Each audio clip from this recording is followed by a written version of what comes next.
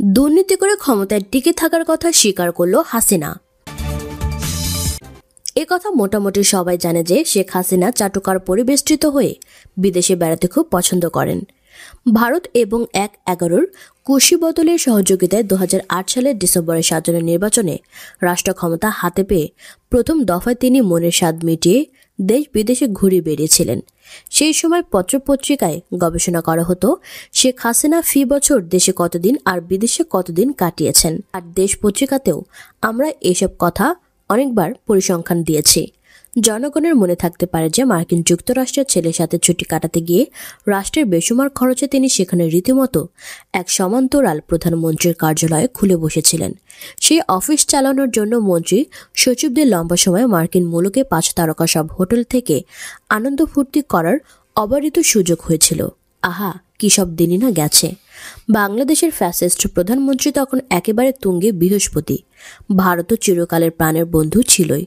তার সঙ্গে যোগ হয়েছিল শেখ হাসিনার প্রতি পশ্চিমাদের সে কি গভীর ভালোবাসা। চীনের সাথে বর্তমান প্রণয়ন তখনও আরম্ভ হয়নি। বুশের তথাকথিত ইসলামী সন্ত্রাসের বিরুদ্ধে অনন্ত যুদ্ধ প্রেসিডেন্ট ওবামাও ২০০৯-২০১০ সালের দিকে সমান আগ্রহ চালিয়ে যাচ্ছেন। সেই ইসলাম বিরোধী যুদ্ধের এক অগ্রসৈনিক শেখ হাসিনাও বাংলাদেশের ইসলামিস্টদের শাস্তা করার মিশনের সদস্য নিরপরাধ নাগরিককে নির্বিচারে হত্যা এবং গুম করে চলেছেন। ইসলামিস্ট নাম দিয়ে বিনা বিচারে হত্যা ও তাদের প্রতি অমানবিক জুলুমের বিনিময়ে নানা কিসিমের পুরস্কার আর ডক্টরেট বানের পানির মতো শুধু আসছেই। একটা গোটা দেশের কোষাগার হাতে থাকলে এই জাতীয় পুরস্কার আর ডক্টর দাতাদের অবশ্য ইউরোপ আমেরিকায় কোনো অভাব নাই। নোবেলটা শুধু জুটল না, এই যা দুঃখ। ১৪ বছর বাদে শেখ হাসিনার এখন সে রামও নাই, সেই অযোধ্যাও নাই। এই তো কদিন আগে তিনি সেই পৈতৃক আমল থেকে অপার প্রেমে আবদ্ধ বন্ধুদেশ ভারত সফর করে এলেন। কিন্তু কোথায় যেন সেই সুর কেটে গেছে। দিল্লি বিমানবন্দরে শেখ হাসিনাকে অভ্যর্থনা জানালেন ভারতের কে এক প্রতিমন্ত্রী। পররাষ্ট্র মন্ত্রণালয়ের প্রতিমন্ত্রী হলেও কিছু একটা সান্ত্বনা পাওয়া যেত। সেখানে এলেন কিনা দর্শনা বিক্রম জারদোস নামধারী নারী বস্ত্র প্রতিমন্ত্রী, যার নাম উচ্চারণ করতেই যে কোনো লোকের দাঁত ভাঙা শুরু হয়ে যাবে। ভারতীয় বা কয়জন সেই প্রতিমন্ত্রীর নাম শুনেছেন তা নিয়েও তো যথেষ্ট সন্দেহ আছে। অথচ ২০১৭ সালের সফরে সকল প্রোটোকল ভেঙে স্বয়ং নরেন্দ্র মোদী বিমানবন্দরে অভ্যর্থনা জানাতে ছুটে এসেছিলেন। কে জানে কেন ব্যবহারে এই পরিবর্তন। ৪ দিনের সফরে এমনই অভ্যর্থনা জুটল যে সাংবাদিক নামধারী বিশিষ্ট আওয়ামী ক্যাডার প্রণ মনে প্রাণে ভারতীয় মুন্নি সাহা পর্যন্ত বলতে বাধ্য হলো যে বাংলাদেশের প্রধানমন্ত্রীর সফর সঙ্গী সাংবাদিকদের সাথে ভারতীয় কর্তৃপক্ষ কুকুর বিড়ালের মতো আচরণ করেছে। মুন্নি সাহাদের লেখাপড়ার দূর কতটুকু তা আমার জানা নেই, তবে ভূ রাজনীতি, রাষ্ট্রবিজ্ঞান এবং ইতিহাস সম্পর্কে মোটামুটি পড়াশোনা থাকলে আগে জানতেন যে অঘোষিত উপনিবেশন কিংবা করদ রাজ্যের শাসকদের চামচারা তাদের প্রভুদের সাথে চিরকাল কুকুর বিড়ালের মতোই ব্যবহার পেয়ে এসেছে। সম্রাটের কাছাকাছি যাওয়ার সৌভাগ্য হওয়া তো দূরের কথা, সম্রাটের নফররাও এদেশের মানুষ বলেই গণ্য করেনি। একবার আপনারা যখন স্বেচ্ছায় দাসত্বের শৃঙ্খলা গলায় পড়েছেন, আর তো মুক্তি নাই। ভারত সফর সাঙ্গ করে শেখ হাসিনা যুক্তরাষ্ট্রে গেছেন। সেখান থেকে তিনি নিউ ইয়র্ক যাবেন প্রতি বছরের মতো জাতিসংঘের সাধারণ পরিষদে ভাষণ দিতে। এই পশ্চিমা সফরও বিপত্তি দিয়ে শুরু হয়েছে। বাংলাদেশকে পারিবারিক জমিদারি এবং জনগণকে প্রজা মনে করতে অভ্যস্ত শেখ হাসিনা বরাবর দলবল নিয়ে বিশেষ চার্টার্ড বিমানেই বিদেশ ভ্রমণ করতে থাকেন। কিন্তু এবার রানী এলিজাবেথের অসন্তুষ্টির ক্রিয়া উপলক্ষে বেসুমার বিদেশি মেহমান সেখানে যাবেন বিধায় ব্রিটিশ সরকার হিথ্রো বিমানবন্দরে কোনো চার্টার্ড বিমান ওঠানামার ক্ষেত্রে নিষেধাজ্ঞা জারি করেছে। তাই অনেক চেষ্টা চরিত্রের পর ৫০,০০০ পাউন্ডের বিনিময়ে শেখ হাসিনাকে বহনকারী চার্টার্ড বিমানটি লন্ডন থেকে প্রায় ৫০ মাইল দূরের স্ট্যানটিস্ট বিমানবন্দরে মাত্র ২ ঘন্টার জন্য অবতরণ এবং ফিরতি যাত্রায় উড্ডয়নের অনুমতি পায়। ভারতে তো তবু একজন প্রতিমন্ত্রী অভ্যর্থনা জানিয়েছিলেন। যুক্তরাজ্যে সরকারের কোনো প্রতিনিধি শেখ হাসিনার জন্য উপস্থিত ছিলেন না। সদস্য মহা ক্ষমতাধর শেখ হাসিনাকে অভ্যর্থনা জানানোর জন্য স্ট্যানডিস্ট বিমানবন্দরে কেবল যুক্তরাজ্যের নিযুক্ত বাংলাদেশের হাই কমিশনার ফুল হাতে দাঁড়িয়েছিলেন। সেই দামি ফুল হয়তো শেখ হাসিনার কাছে কেবল কাটার মতো মনে হয়েছে।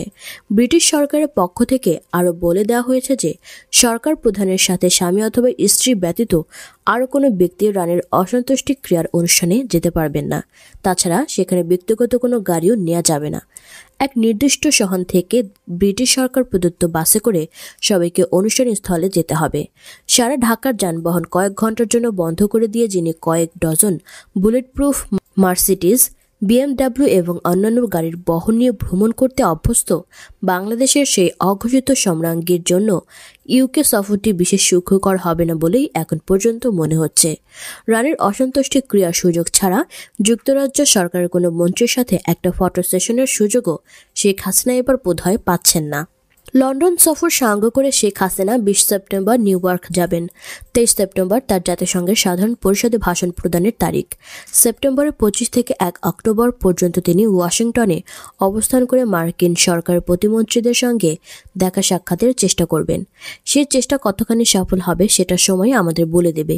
তবে বিভিন্ন সূত্রের খবর অনুযায়ী ভারত যদি হাসিনা সরকারের সাথে বাইডেন প্রশাসনের দূরত্ব কমানোর বিষয়ে ভূমিকা রাখতে সত্যি অপারগতা প্রকাশ করে, তাহলে ওয়াশিংটনের নীতি নির্ধারকদের সাথে দেখা করার জন্য যথাসাধ্য চেষ্টা করা ছাড়া ঢাকায় ফ্যাসিস্ট শাসকের সামনে আর কোনো পথ খোলা নাই। স্মরণে রাখতে হবে বাংলাদেশের অর্থনীতির স্থিতিশীলতা এবং জাতিসংঘের শান্তি মিশনের সেনা সদস্যদের চাকরির অব্যাহত সুযোগ মার্কিন ব্লকের সদিচ্ছার উপর বিপুলভাবে নির্ভরশীল। মার্কিন যুক্তরাষ্ট্রের সায় না থাকলে বিশ্বব্যাংক ও IMF এর ঋণ মিলবে না। উত্তর কোরিয়ার কিম কিংবা লুকাশেঙ্কোর বনে গিয়ে চীন এবং রাশিয়ার সহায়তায় মার্কিন যুক্তরাষ্ট্রকে সম্পূর্ণ উপেক্ষা করার বাসনা শেখ হাসিনা পোষণ করলেও ভূরাজনৈতিক বাস্তবতায় সেরকম কোনো পদক্ষেপ তার নিজের এবং বাংলাদেশের জন্য আত্মঘাতী হবে বলেই আমি মনে করি। 2022 সালে এসে আন্তর্জাতিক ভূরাজনীতিতে শেখ হাসিনার পূর্বের কৌশল চালানোর সুযোগ অনেকটাই কমে এসেছে। ইসলামী জঙ্গি কার্ড তামাদি হয়ে যাওয়ায় জনদাবি মেনে নিয়ে বাংলাদেশের গণতন্ত্র ফিরিয়ে দেয়াই তার জন্য উত্তম। জনগণের সরকার প্রতিষ্ঠা হলে তারাই পরশক্তিদের সাথে সম্পর্ক ঠিক করে নেবে। অন্যদিকে ওবায়দুল কাদের টানা দ্বিতীয়বারের মতো আওয়ামী লীগের সাধারণ সম্পাদকের দায়িত্ব পালন করছেন। আগামী কাউন্সিলেও সাধারণ সম্পাদক পদের জন্য অন্যতম দাবিদার তিনি। কিন্তু সাধারণ সম্পাদক হিসেবে দলের যে দায়িত্ব এবং ক্ষমতা তার থাকা দরকার তা কতটুকু তার রয়েছে, এই নিয়ে আওয়ামী লীগের মধ্যে নানামুখী আলোচনা গুঞ্জন চলছে। অনেকেই মনে করছেন ওবায়দুল কাদের ক্রমশ ক্ষমতাহীন একজন সাধারণ সম্পাদকে পরিণত হয়েছে। আবার কেউ কেউ বলছেন সাধারণ সম্পাদক হিসেবে তিনি যথেষ্ট ক্ষমতা রাখেন এবং আওয়ামী লীগ সভাপতির সঙ্গে তার সরাসরি যোগাযোগ রয়েছে। প্রধানমন্ত্রীর আস্থাভাজন এবং বিশেষস্ত ব্যক্তি হিসেবে তিনি এখনও বহাল রয়েছেন। এরকম নানামুখী আলোচনায় আওয়ামী লীগের মধ্যে হরহমেশাই হচ্ছে। ওবায়দুল কাদের ক্ষমতাহীন হয়ে গেছেন, এরকম আলোচনা উদয় হওয়ার পিছনে কয়েকটি কারণ রয়েছে। সাম্প্রতিক সময়ে আওয়ামী লীগ সভাপতি প্রধানমন্ত্রী শেখ হাসিনা গণভবনে দলের সাংগঠনিক সম্পাদক ডেকেছিলেন। সাংগঠনিক অবস্থা এবং বিভিন্ন জেলা উপজেলার কাউন্সিল সম্মেলন ইত্যাদি নিয়ে